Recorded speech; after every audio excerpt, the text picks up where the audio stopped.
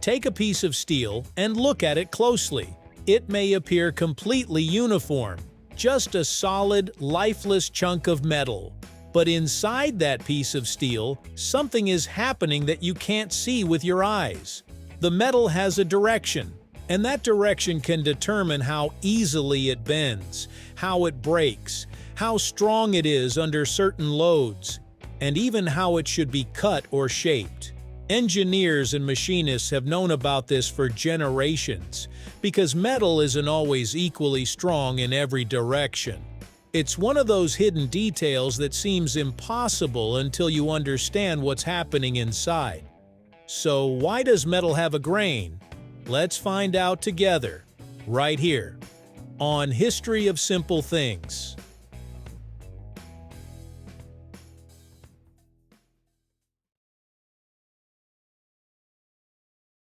When we talk about the grain in metal, we're not talking about fibers like those found in wood. Metal doesn't contain long strands running from one end to the other. Instead, its grain comes from the microscopic structure of the metal itself. A typical piece of metal is made up of countless tiny crystals, called grains. Each grain is essentially a small region where the atoms are arranged in a particular orderly pattern. Imagine a floor covered with thousands of tiny tiles. Each tile has the same basic shape, but they're not all pointing in exactly the same direction. That's roughly what the microscopic structure of many metals looks like. The boundaries where these individual crystals meet are called grain boundaries.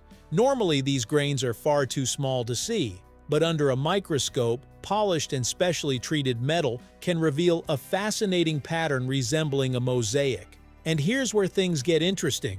Those grains don't always remain randomly arranged. To understand why metal develops a grain, we have to look at how metal is manufactured. Most metal products begin as molten metal. When the liquid metal cools and solidifies, atoms begin arranging themselves into orderly crystal structures. But they don't all start in the same place or at exactly the same time. Instead, tiny crystals begin forming at numerous locations throughout the cooling metal. As the material continues to solidify, these crystals grow outward until they collide with neighboring crystals. The result is a solid material made up of many individual grains. At this stage, the grains may have relatively random orientations. But the story doesn't end when the metal becomes solid.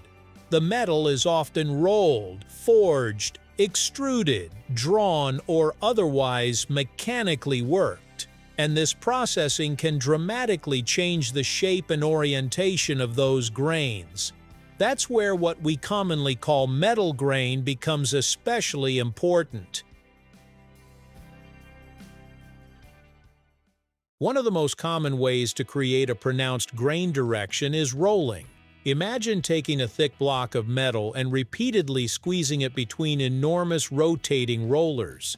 The metal becomes thinner and longer, but its microscopic structure doesn't simply disappear. Instead, many of the grains become elongated in the direction the metal is being rolled. If you could somehow zoom inside the finished sheet, the grains would no longer look like roughly equiaxed little crystals. Many would appear stretched out, almost like tiny flattened grains pointing along the rolling direction. This creates what's called a worked structure.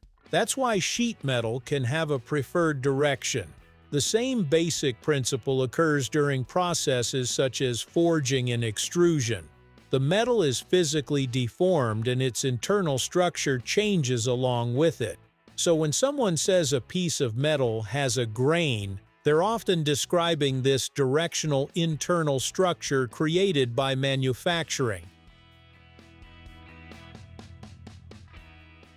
It would be easy to assume that having a grain automatically makes metal stronger, but that's not quite how it works. The size, shape, orientation, and composition of the grains all affect the material's properties. Grain boundaries can actually make it harder for certain types of microscopic deformation to move through the metal. In many metals, smaller grains can increase yield strength because these boundaries interfere with the movement of dislocations, the tiny defects in a crystal lattice that allow metals to deform. This is known as the Hall-Petch relationship. So, in many cases, refining the grain structure can make a metal stronger. But grain direction matters too. A rolled sheet may behave differently when loaded along the rolling direction compared with across it.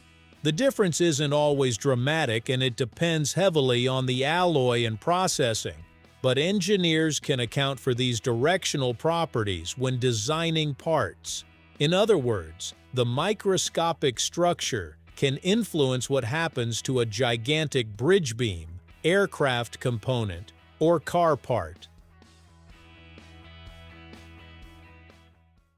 Metal grain isn't just an academic curiosity. It matters when metal is being cut, bent, formed, and assembled. This is especially important when working with materials that are strongly anisotropic, meaning their properties vary depending on direction.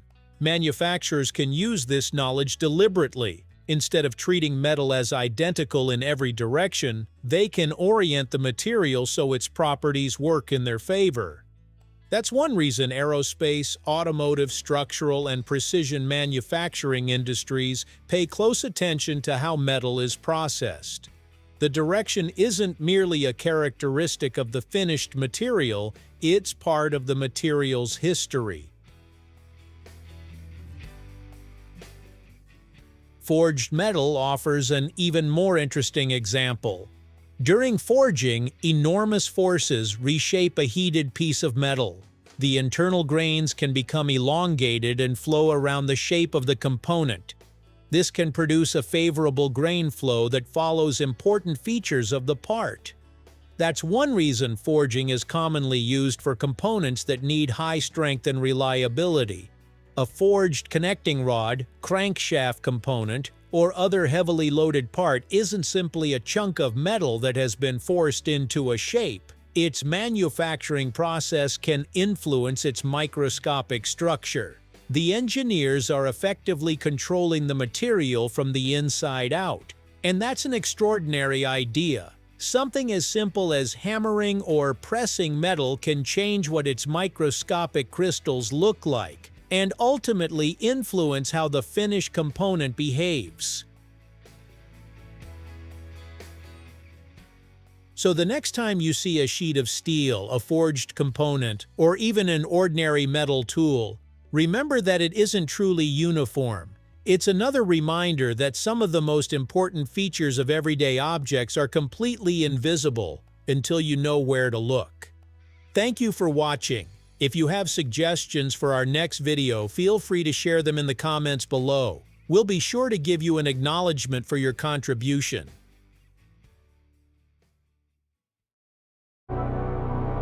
Thank you for joining us on this journey through the history of simple things. Don't forget to like, subscribe, and stay tuned for more stories woven through the smallest details.